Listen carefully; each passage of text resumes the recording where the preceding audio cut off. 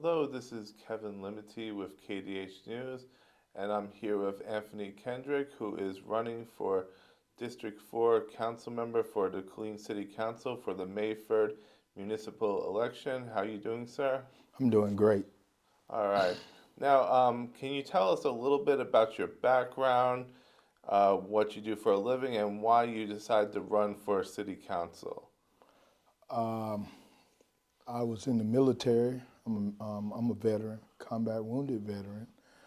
I've been in Killeen since 1997. Left Killeen, PCS to Virginia, and came back here in 2000. I left in 2000 and came back in 2005, and I purchased a home here in 2009, and Killeen has been pretty much home for me. I'm originally from Tampa, Florida. Currently, I'm a single parent. I have a 10-year-old. And reasoning for me running for city council, I thought about doing this a few years ago, but I felt like maybe the time wasn't right for me to run. And now I feel confident that the time is right. And the reasoning for running is to bring Killeen together. Killeen is starting to separate, and I see the separation. And I see the separation in such a way to where it becomes a color thing. And it shouldn't be that way because we should be looking at how much this city has advanced and moved forward since 1997 when I got here. So I want to see it to go back the way that it was. I want to try to erase those lines of boundary, and I feel the citizens of Killeen need that. The businesses that are here need it because we need each other. In order to be successful in anything that you're doing, it takes everybody, which is basically a village. And that's the mentality that I want to bring to Killeen. Mm-hmm. Okay. And was going to ask you about some of the issues. Just a couple of things. Namely, as you might be aware, there's a $155 million bond project for a new city hall that is also up for a vote. And I was just wondering if you were in support of that or maybe were against that. How do you feel about that overall? Overall, my outlook of it is, do we need a new city hall? New that part of for the government offices and everything to be at? I would say yes. But right now, what we got going on, is it my priority? No, it's not my priority. I'm not gonna bash that city council that voted on that because at the time that's what they felt was a priority. Now, with my priority, I feel this money could be used in a different manner, um, possibly some teen centers, community centers. Those are ways that we can engage with our young adults and younger kids from the age of 10 to at least 21, young adults, and we can try to curtail the crime or minimize the crime in this city because the crime is gone up since I've been here, but the crime in Killeen is in pockets.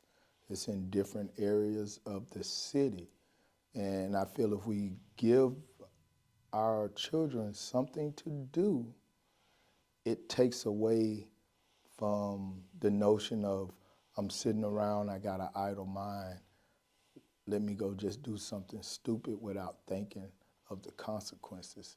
So I think we have to be better at using the citizens' money.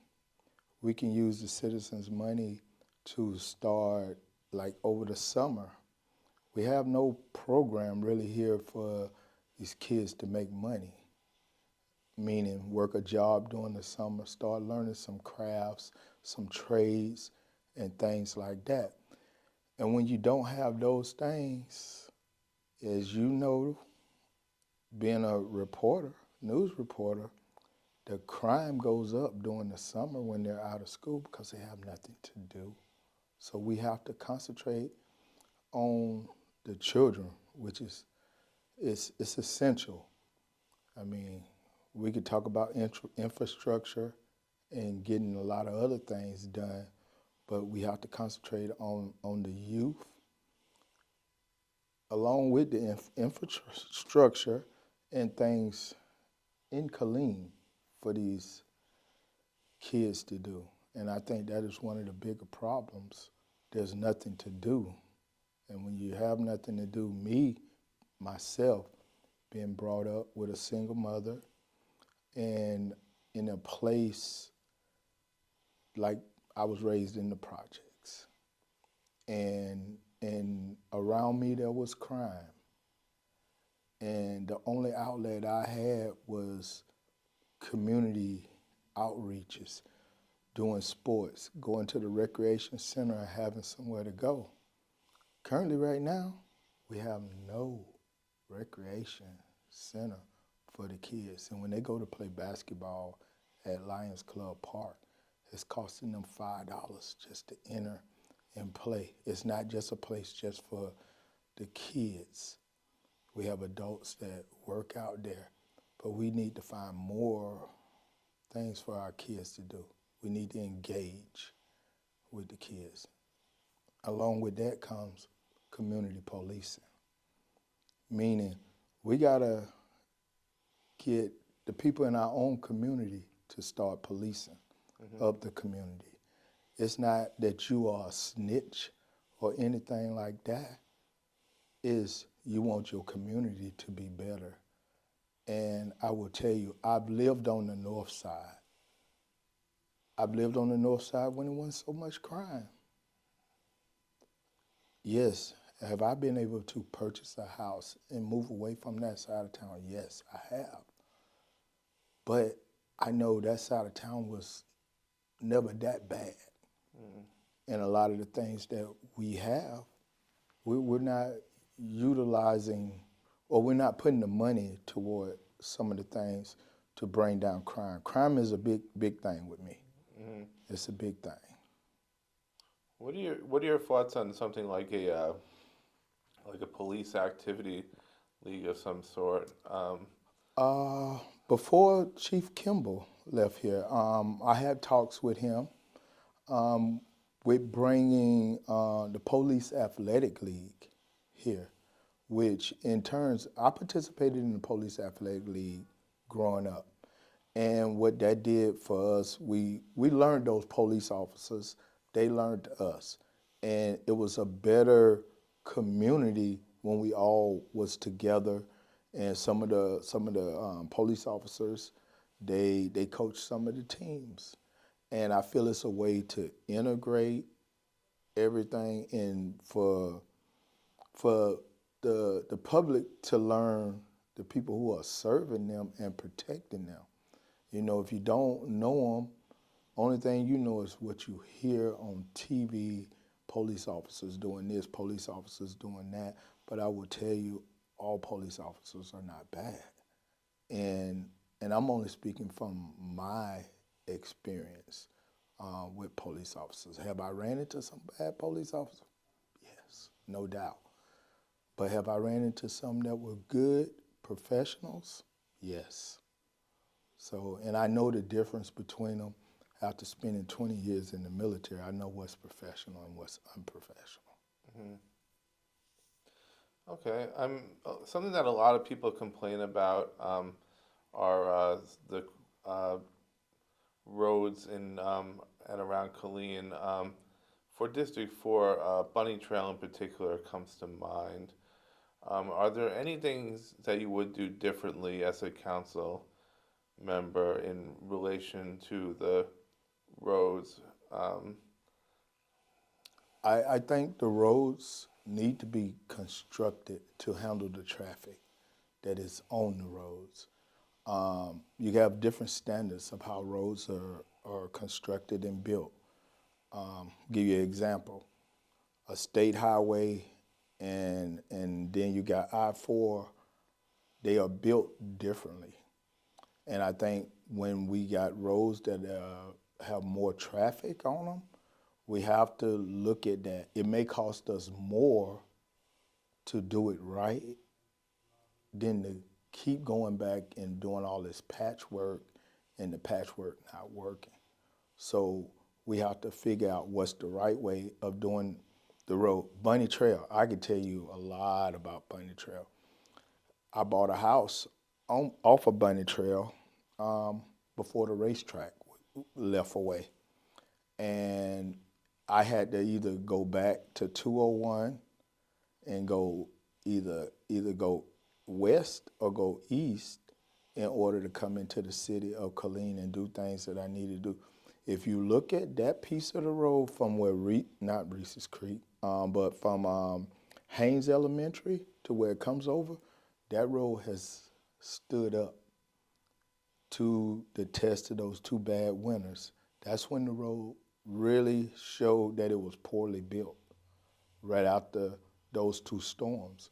But if you look at the other side of that road, it was constructed totally different. It was built different. You rarely see a pothole on that side. And so I think we need to go back in the records and see who built that. That whole thing needs to be constructed as such. And what's going on with it now, I think it's taking a little too long. I ride motorcycles.